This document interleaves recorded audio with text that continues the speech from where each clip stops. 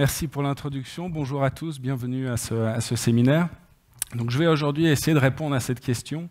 Qu'est-ce que la vraie gestion active? Une question qui insinue déjà que la définition est peut-être très claire pour tous, mais que la manière de faire, vous allez voir, diffère beaucoup d'un acteur à l'autre. Donc, le sommaire de ma présentation est le suivant. Je vais d'abord refaire un petit état des lieux en termes de gestion active versus gestion passive. Donc là, vous n'allez pas apprendre grand-chose, c'est des définitions que vous connaissez. Je vais ensuite vous dresser un petit état des lieux des fonds actions suisses que je connais bien. Donc, c'est les concurrents contre qui on se bat sur ce marché actions actif, en posant la question est-ce qu'ils sont vraiment actifs? Et vous allez voir que je vais déjà répondre à la question de ma présentation dans cette introduction.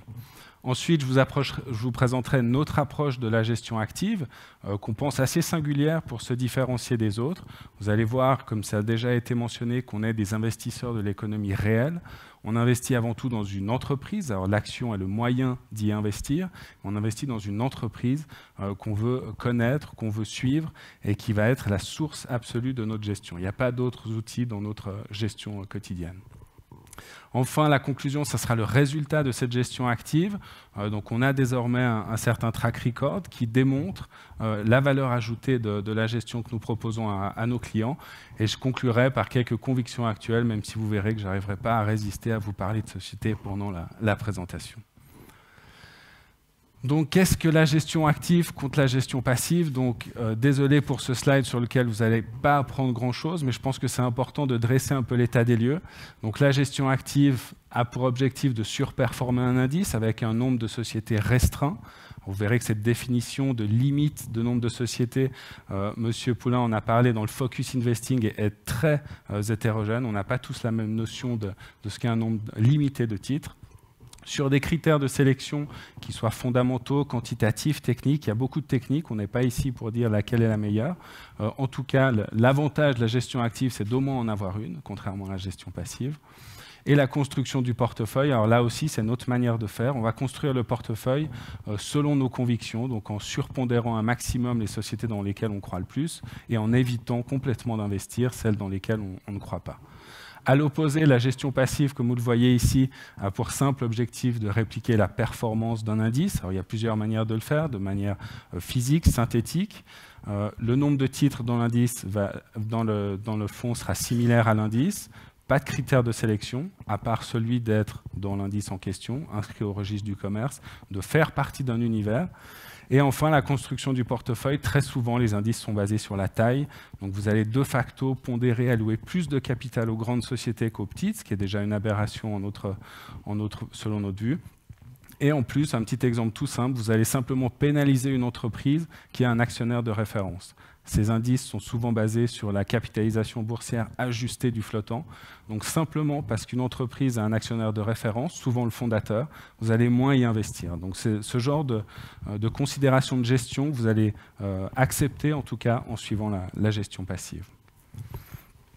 Donc l'état des lieux. Alors, les chiffres sont un petit peu différents de ceux qu'on vous a présentés jusque-là, où on vous a dit qu'à peu près 50% du marché US était actif, 50% passif. C'était vrai sur les fonds. Là, on considère l'entier des actifs gérés, donc également les mandats qui ne sont pas forcément investis dans des fonds.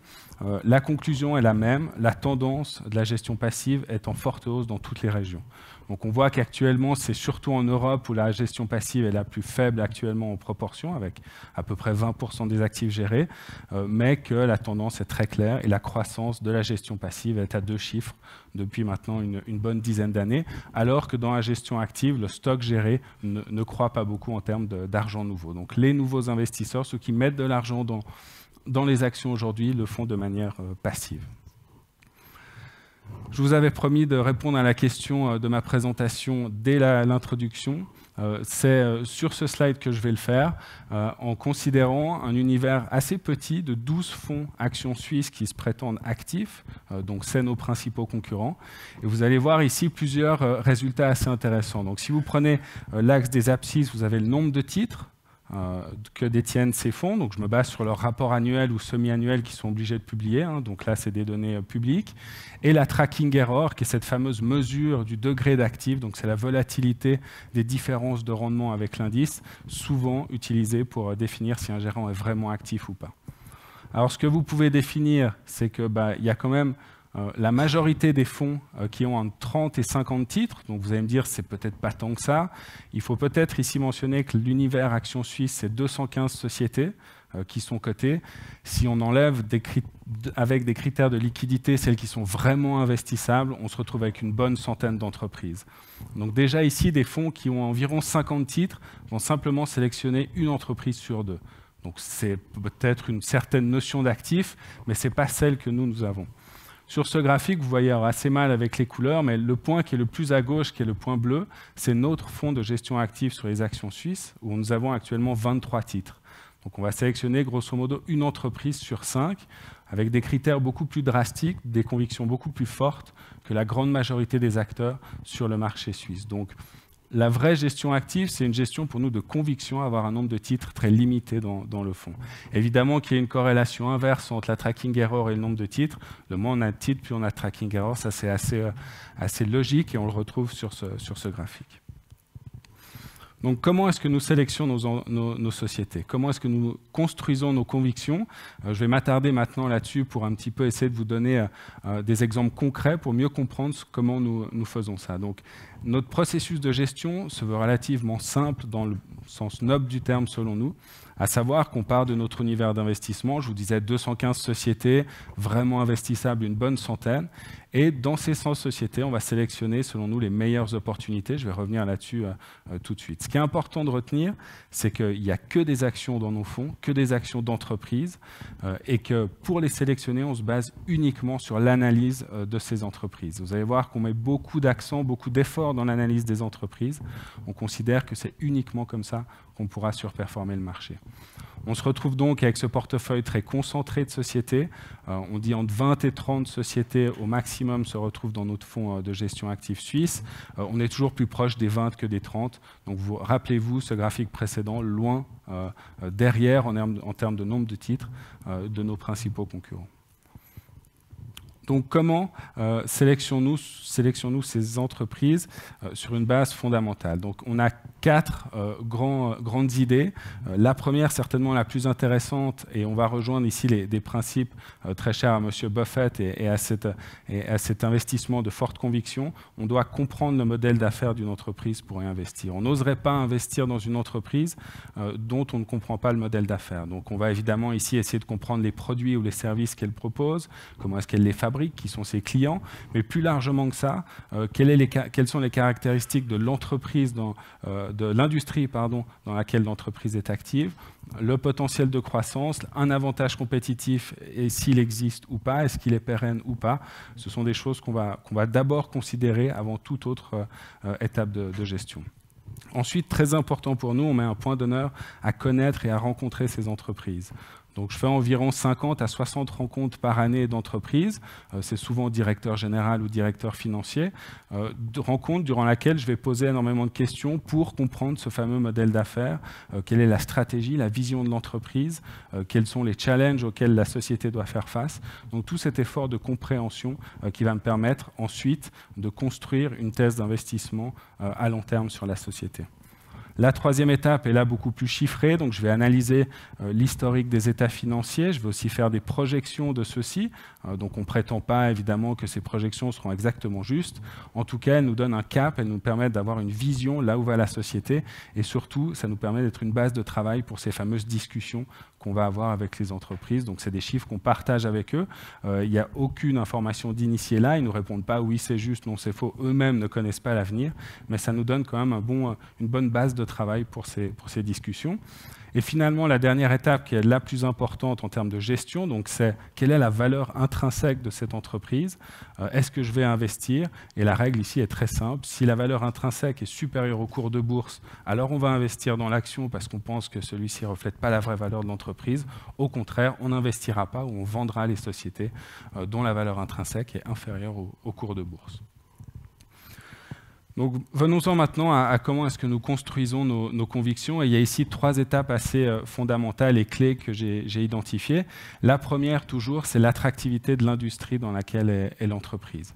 Donc ici, pour être très concret, je vais aimer les sociétés qui sont actives dans des industries où il y a un faible risque de nouvel entrant, un faible risque de substitution, un faible risque de régulation, toutes ces forces en fait, qui pourraient venir mettre à mal la profitabilité de l'industrie dans son ensemble et donc indirectement de la société en question. On va chercher des industries avec une intensité concurrentielle saine. Ça ne veut pas dire qu'on ne veut pas de concurrence, mais on ne veut pas d'acteurs irrationnels. On veut des industries sans surcapacité, parce que des surcapacités, vous allez le voir par des exemples que je vous donnerai après, ont un impact très néfaste sur la profitabilité des entreprises. Et on aime aussi les industries qui sont portées par des moteurs de croissance structurelle. Donc en gros, on aimerait un gâteau qui soit relativement bien protégé. Et si en plus ce gâteau peut grandir, porté par des moteurs de croissance structurelle qui soient démographiques, technologiques, c'est encore mieux. Donc voilà un petit peu l'état des lieux. Donc pour être plus concret, je vous ai fait une petite liste actuellement dans les sociétés suisses des industries que je considère attractives et peu attractives. Donc très clairement, je vais vous en reparler, il y a l'industrie des arômes et des parfums. Givaudan est actuellement ma principale conviction dans le fonds d'Action Suisse, donc je reviendrai là-dessus ensuite. J'aime beaucoup l'industrie de la sous-traitance pharmaceutique, avec beaucoup de barrières à l'entrée. Évidemment, c'est des domaines qui sont très régulés, avec un impact très important de la réputation de l'entreprise, donc c'est quelque chose qu'on ne peut pas répliquer à volonté. Donc typiquement, Lonza est une position très importante aussi du fonds. Les installations sanitaires avec Geberit, qui est un des leaders dans les installations sanitaires dans le monde et surtout en Europe, avec un très fort pricing power, une marque très forte. Je reviendrai aussi un petit peu sur cette notion de force des actifs intangibles. Les aides auditives, donc là on pense tout de suite à Sonova, qui est aussi une position forte dans le fonds. Les implants dentaires, Straumann, et quelques marchés de niche. Donc c'est des marchés avec des potentiels peut-être plus limités de par leur taille, mais on a une structure de marché très intéressante avec peu d'acteurs, et les acteurs en fait sont des leaders très forts, de très grande part de marché. Et en Suisse, on a beaucoup de ces petites sociétés qui sont leaders dans des marchés de niche. Alors si on pense aux Vanavid, qui sont essentiels dans la construction de semi-conducteurs, on a VAT qui a plus de 80% de parts de marché et qui gagne encore des parts de marché, donc on va arriver à un monopole certainement dans ce domaine. Les servomoteurs, je reviendrai là-dessus, c'est des petits boîtiers qui permettent dans les bâtiments comme celui-ci de gérer les flux d'air et d'eau. Donc là aussi, on a une société en Suisse qui s'appelle Bellimo, qui a plus de 50% de parts de marché là-dessus. L'intralogistique, donc ça, c'est faire circuler les marchandises à l'intérieur des entrepôts. On a une entreprise en Suisse italienne qui s'appelle Interroll, qui est très intéressante et qui est largement leader dans ce domaine. Donc voilà ces marchés de niche que j'ai un petit peu résumés dans cette notion, qui sont très intéressants selon nous. Alors, au contraire, les industries peu attractives actuellement, où je ne suis pas du tout investi, les banques, on est assez bien placé pour ressentir et connaître l'effet de la régulation sur la profitabilité des banques. Donc vous allez voir que je ne suis pas investi dans les deux grandes banques qui sont cotées à la bourse suisse. Les deux industries suivantes, le ciment et la réassurance, je n'y suis pas investi pour les mêmes raisons, c'est les surcapacités. Dans le ciment depuis très longtemps, dans les réassurances c'est plus récent. L'afflux de capital est un peu la contrepartie de cette période de taux très bas, où les investisseurs de plus en plus cherchent des opportunités de placement. Donc on voit des hedge funds qui font de la réassurance, on voit des gros fonds de pension qui font de la réassurance, et on a eu une érosion des prix assez marquée. Pas investi dans l'emploi temporaire, donc pas investi dans Adecco. Je pense qu'il y a un risque de disruption très fort dans l'emploi temporaire aujourd'hui, et je ne suis pas sûr qu'Adecco soit l'entreprise la mieux placée pour conduire cette disruption. Et pas investi dans les télécoms. Rappelez-vous, je cherche quand même des secteurs avec de la croissance, une intensité concurrentielle saine, et on a un bon exemple ici en Suisse d'un domaine sans vraiment de croissance, pour ne pas dire de la décroissance, et une intensité de la concurrence assez féroce. Une fois que j'ai défini l'attractivité de l'industrie, je vais vraiment me concentrer sur la société en tant que telle. Et ici, je mets toujours en premier que l'étude va se porter sur la qualité et la force des actifs intangibles, que ce soit des marques, que ce soit des capacités de recherche et développement, des technologies, tout ce qui va être très difficilement réplicable par la concurrence. Donc on rejoint ici ce concept de moat économique, donc de douve qui va protéger un petit peu la société. Et selon moi, ça réside très clairement dans la force des actifs intangibles. J'aime les sociétés avec un pricing power élevé, qui ne dépendent pas uniquement des volumes pour croître. Très clairement, aujourd'hui, dans un contexte de guerre commerciale où il y a de plus en plus de tarifs douaniers qui sont discutés, j'aime que mes entreprises puissent passer ces tarifs douaniers à leurs clients et ne doivent pas les supporter dans leur PNL. Donc ça, il y a quelques industries qui peuvent se le permettre. C'est souvent grâce à la force de leurs actifs intangibles qu'elles peuvent le faire. Je cherche ces fameuses entreprises. Alors, je suis beaucoup plus un investisseur type Costco qu'Amazon quand on voit la trajectoire des bénéfices. Je regarde peut-être moins les bénéfices que nos amis nord-américains. Je regarde beaucoup la volatilité de la croissance des ventes que je veux assez faible. Autrement dit, j'aime les sociétés qui ont de la visibilité, tout simplement parce que ça leur permet de développer des stratégies de long terme. Vous avez bien compris qu'on est des investisseurs très fondamentaux, orientés sur le long terme. On dit toujours qu'on veut investir avec un horizon de temps d'au moins 3 ans, mais dans tout cas 5 ans. Donc ça donne quand même une certaine rassurance de savoir que la visibilité est là sur la croissance des ventes. La qualité du management, alors là c'est une mesure qui est très difficilement quantifiable, mais de par toutes ces rencontres, on arrive de manière assez qualitative à avoir un avis sur le management des entreprises. J'aime ensuite les entreprises avec une faible intensité du capital, donc les fameux asset-light business model, qui vont permettre une forte profitabilité sur ce capital. Et finalement, la génération de free cash flow qui est pour moi centrale. Je valorise les sociétés avec des modèles assez fondamentaux, des modèles d'actualisation de cash flow futur. Donc c'est au final la métrique qui va le plus m'intéresser. Je voulais vous donner 2 exemples pour être assez concret. Je vous ai déjà parlé de Givaudan, que tout le monde connaît bien ici, une société créée en 1895, alors pas à Genève, ça a été créé à Zurich, ils ont déménagé à Genève ensuite, basé désormais à Vernier. C'est le leader mondial dans une industrie très attractive, les parfums et arômes. Ils ont plus d'un quart de ce marché, et ce qu'il faut savoir, c'est que ce marché est un vrai oligopole. Les 4 plus gros acteurs ont plus de 75% du marché. Donc c'est un marché très concentré, avec des acteurs, 3 des 4 plus gros acteurs sont cotés, donc ils sont tous assez rationnels. Le 4e étant Firmenich, une autre société genevoise, qui a un comportement aussi très rationnel. Donc on a une structure de marché très intéressante ici. Givaudan, et ça c'est une caractéristique qu'on va souvent retrouver dans nos sociétés, investit beaucoup en recherche et développement. Donc c'est environ 9% de ses ventes en 2018. Pour vous donner une idée, c'est 400 millions de francs suisses investis en 2018, ce qui est le même montant additionné des concurrents numéro 3 et 4, qui sont IFF et Symrise, qui publient leurs chiffres parce qu'elles sont cotées. Donc chaque année, elle investit le même montant que ses 2 plus gros concurrents cotés. Donc ça donne un petit peu la force de frappe en matière de recherche et développement, et c'est ça qui lui permet de gagner des parts de marché. Autre notion très intéressante, vous voyez sur la droite de ce graphique, c'est la croissance organique de Givaudan. Alors pour certains, elle sera très ennuyeuse. Ce n'est pas des chiffres faramineux, on n'est pas à 2 chiffres, mais ce que vous pouvez noter ici, c'est que la croissance organique moyenne depuis que la société est cotée en bourse a été de 4,5% par année. Donc ça, c'est la première chose à noter. C'est peut-être pas spectaculaire, mais il y a cet effet de composition, le fameux compounding effect qui permet à la société de croître ses ventes chaque année. Deuxième chose peut-être plus intéressante et plus frappante, elle n'a jamais été négative, cette croissance organique. Donc ça n'inclut pas les acquisitions que fait Givaudan. Donc même dans des périodes de très forte récession comme en 2009, la croissance a été positive. On revient à cet effet sur les prix très positif de la société. Et la génération de free cash flow, évidemment, vous voyez en bas à droite, qui est assez spectaculaire chez Givaudan, qui est donc un de mes principales convictions. Autre conviction peut-être moins connue, Belimo, je vous ai parlé des servomoteurs tout à l'heure, donc c'est la gestion des flux d'air et d'eau dans les bâtiments. Donc c'est un thème très actuel au jour de l'écologie, de l'économie d'énergie. Gérer ces flux d'air et d'eau est clé. Donc c'est une petite société basée à Hinwil, à peu près 30 minutes du centre-ville de Zurich, qui fabrique ça et qui est le leader mondial avec plus de 50% de part de marché dans ces servomoteurs liés au flux d'air.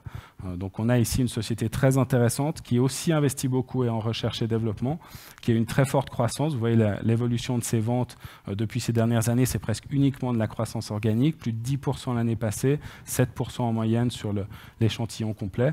Et, caractéristique très intéressante, vous voyez aussi que c'est une croissance qui ne s'est pas faite au détriment des marges. Donc à part un coup dur porté aux marges en 2015, on se rappelle de la décision de la BNS, la société a réussi à étendre ses marges durant toute cette période de forte croissance. Donc typiquement une société qui qui me semble très attractive. Parce que je vois que le temps file, je vais aller un petit peu plus vite, mais surtout pas passer l'attractivité de l'investissement, parce que je vous ai expliqué que c'était là-dessus qu'on va baser nos décisions de gestion, d'achat, de vente de sociétés. Donc on va valoriser les entreprises avec des modèles d'actualisation des cash flows futurs, on va définir une valeur intrinsèque, et on va ensuite baser notre décision d'achat et de vente sur ces objectifs de prix, qu'on va évidemment suivre au quotidien selon les nouvelles et les rencontres des entreprises. Donc, je vous ai mis de nouveau deux exemples très concrets ici. Givaudan, vous l'aurez compris, société sur laquelle je suis très convaincu, avec un objectif de prix qui est 18% au-dessus du cours actuel de la société, qui a pourtant connu une belle évolution, vous le voyez sur la gauche, donc très clairement investi dans Givaudan. Et je vous ai mis un exemple contraire, Linde Sprungli, qui est également active dans une industrie très attractive, qui est une bonne société, même si on peut discuter des récentes acquisitions, et une société que j'ai vendue, que j'ai plus dans le fond, tout simplement parce que je considère que la valeur intrinsèque a été atteinte et a même été dépassée de 9% par le cours de l'action. Donc voilà un petit peu cette manière de sélectionner, de gérer, qui se veut relativement simple, ce qui veut, dans le sens assez noble du terme, ça ne veut pas dire que ce n'est pas beaucoup de travail, mais c'est en tout cas très compréhensif. En guise de conclusion, donc, je voulais vous présenter le résultat de cette gestion active sur le marché suisse. Donc, vous voyez ici, depuis le lancement du fonds le 30 mars 2012, on a une génération d'alpha d'un peu plus de 23% pour nos clients. Donc là, on a la performance qui est propre, entre guillemets, tout est en total return, on n'a pas utilisé un indice price return. C'est après frais de gestion, donc ça les inclut dans ces 23% de surperformance qu'on a délivré pour nos investisseurs.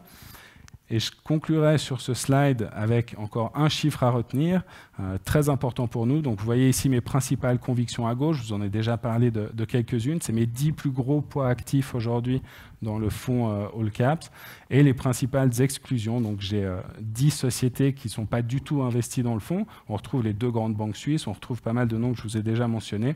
Le fameux chiffre à retenir, sur ces 23% de surperformance que je vous ai présenté avant, 56% provient de nos convictions actives, donc les sociétés qu'on a surpondérées, et 44% proviennent de ces convictions qu'on n'a pas investies.